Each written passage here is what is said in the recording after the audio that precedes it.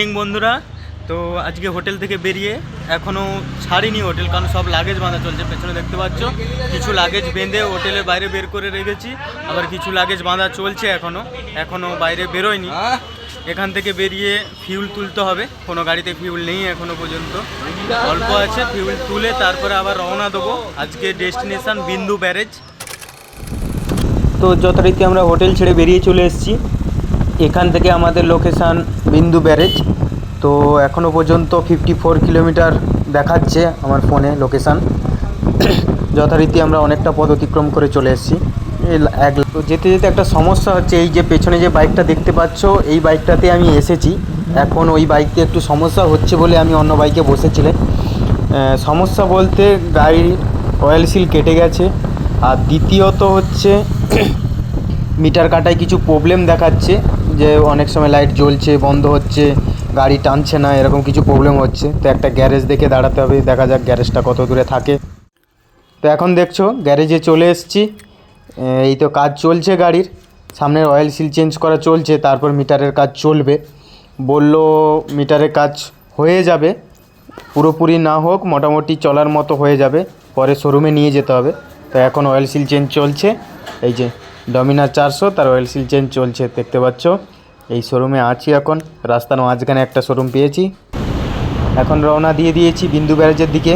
জঙ্গলের মাঝখানে ঢুকে গেছি, তো ক্যামেরায় হয়তো ভালোভাবে ভিউ তোমাদেরকে দেখাতে পারছি না, কারণ ক্যামেরা কোয়ালিটি আমার অতটা ভালো নয় ফোনের। দেখা যাক যেতে যেতে কত সুন্দর ভিউ তোমাদেরকে দেখাতে পারি। আশা করছি বিন্দু ব্যারেজ ঢোকার আগে সন্ধ্যা হয়ে যাবে, কারণ জঙ্গল এলাকা তো, সেই কারণে সন্ধ্যাটা একটু তাড়াতাড়ি হয়। এখন যদিও এখানে 4টে বাজছে, কিন্তু দেখতে পাচ্ছ সন্ধ্যা নেমে আসছে। কী হলো, এখানে দাঁড়াচ্ছে কেন দেখি, না বেরিয়ে যাচ্ছে। চলো দেখতে পাচ্ছ জঙ্গলে যথারীতি সন্ধ্যা নেমেই এসছে। তো জঙ্গল বলে একটা জায়গায় জঙ্গল দেখে দাঁড়াতে হবে, দু একটা তো ফটো তুলতেই হবে যেহেতু এসছি। দেখা যাক ওরা সামনে যেহেতু লিড করছে, ওরা কোথায় কোন জায়গাটায় দাঁড়ায় দেখা যাক। সামনে একটা রেল ক্রসিং দেখতে পাচ্ছি, বিন্দু ব্যারেজ ঢোকার আগে রেল ক্রসিংটা পেরিয়ে যাই। ট্রেন এই মুহূর্তে নেই, বাস। চলো আশা করছি সবাই পেরিয়ে যাবে, পেছনে যারা আছে। দেখা যাক কোন জায়গায় দাঁড়ায়। আগে কিছুজন বেরিয়ে গেছে, তারা বলছে বিন্দু ব্যারেজ ঢুকতে আর 3 কিলোমিটার মতো বাকি ওদের। ওরা ফোন করেছিল, খবর পেলাম কত কি সৌন্দর্য না সৌন্দর্য, ওদের কাছেও কিছুটা খবর পেয়ে যাব। ওরা যেহেতু তাড়াতাড়ি আমাদের অনেকটা আগেই ঢুকে যাবে, সামনে কিছুটা এগিয়েই আমাদের সম্ভবত দাঁড়াবো। দেখা যাক কখন এরা দাঁড়ায়, কী পরিস্থিতিতে।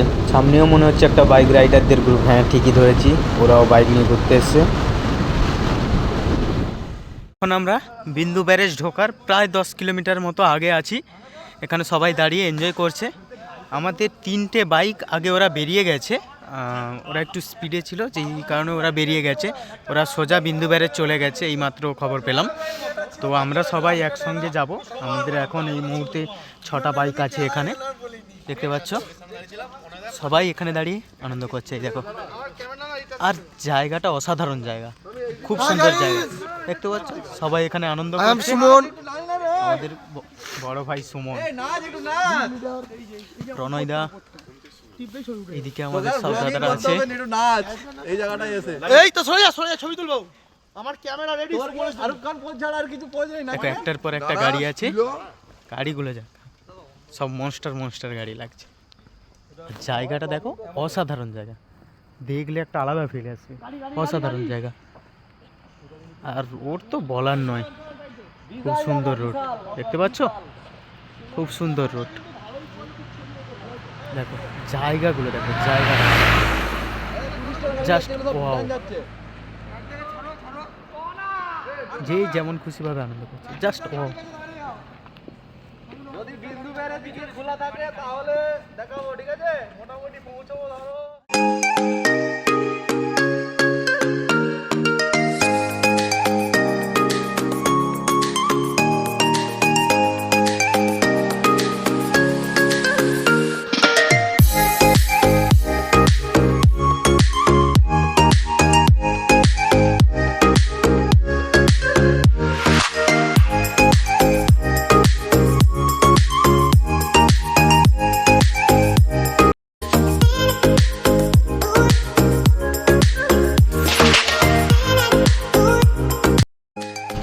আমরা এখন বিন্দু ব্যারেজ ঢোকার কয়েক কিলোমিটার আগে আছি।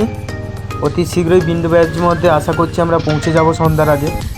রাস্তা খুব খারাপ, এই ডান সাইডে সব ল্যান্ডস্লাইড হয়েছে, এই দেখো মারাত্মক ল্যান্ডস্লাইড হয়েছে।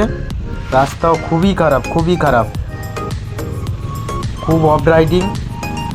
লোকেরা হেঁটে হেঁটে যাচ্ছে আর আমরা বাইক নিয়ে, এই অফ রাইডিংয়ের মাঝে আমরা বাইক নিয়ে যাচ্ছি। তার মধ্যে দুজন করে পিলিয়ান আছে। তো যথারীতি বাইক সারানোর পরে আমি আমার বাইকে চলে এসেছি, যেই বাইকে আমি এসেছিলাম সেই বাইকে আমি চলে এসেছি। আর সামনে দিয়ে দাদারা যাচ্ছে সব। আর কিছুক্ষণ আগে খবর পেলাম যে আমাদের যারা আগে গিয়েছিল তারা পৌঁছে গেছে বিন্দু ব্যারেজ। বললো খুব সুন্দর ভিউ ওখানে। ও এখানে তো খুব খারাপ, খুব খারাপ, এক সাইড হয়ে গেছে।